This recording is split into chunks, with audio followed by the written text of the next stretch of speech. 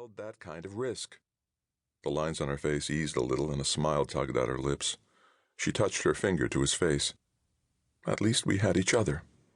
She looked deep into his eyes, to the places that belonged to only the two of them, and she kissed him. Come on, Chase. You've got to see why I'm worried. It's not just the money. He caught a quick look at his watch. You're afraid we won't finish on time, and that'll put us over budget, and... No! She didn't raise her voice, but the fear in her eyes cut him short. Don't you see? Shame filled in the spaces between her words. You're young, and handsome, and talented. Her smile was sad now. You'll be working with beautiful actresses and movie professionals, and... I don't know, the whole thing scares me. She didn't come out and admit her deeper feelings, those she'd shared with him a week before the trip. The fact that she didn't feel she could measure up to the Hollywood crowd.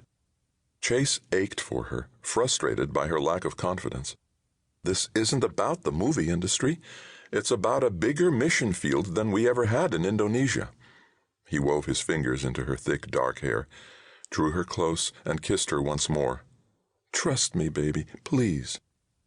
This time she didn't refute him, but the worry in her eyes remained as he grabbed his bags and stepped away from the car. He texted her once he got through security, telling her again that he loved her and that she had nothing to worry about.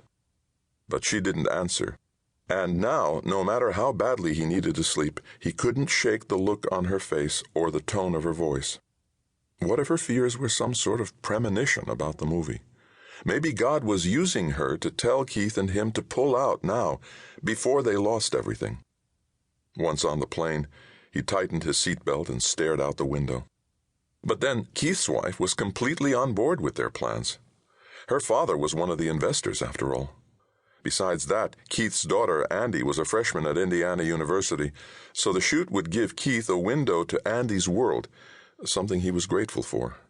Andy wanted to be an actress, and apparently her roommate was a theater major. Both college girls would be extras in the film, so Keith's entire family could hardly wait to get started. Chase bit the inside of his lip. From the beginning, all the worries about the movie came from him and Kelly. But now that he was on his way to Indiana, Chase had to focus not on his fears but on the film. He ignored the knots in his stomach as he leaned against the cold, hard plastic that framed the airplane window. The movie they were making was called The Last Letter. The story of a college kid whose life is interrupted when his father suffers a sudden fatal heart attack. The kid isn't sure how to move on until his mother reveals to him a letter, one last letter from his father. That letter takes Braden on a quest of discovery in faith and family, and finally into a brilliant future Braden had known nothing about. The story was a parable, an illustration of the verse in Jeremiah 29:11, "For I know the plans I have for you, says the Lord, plans to give you a hope and a future, and not to harm you." The verse would be their mantra every day of the filming, Chase had no doubt. He closed his eyes, and in a rush he could hear the music welling in his chest, feel the emotion as it filled a theater full of moviegoers.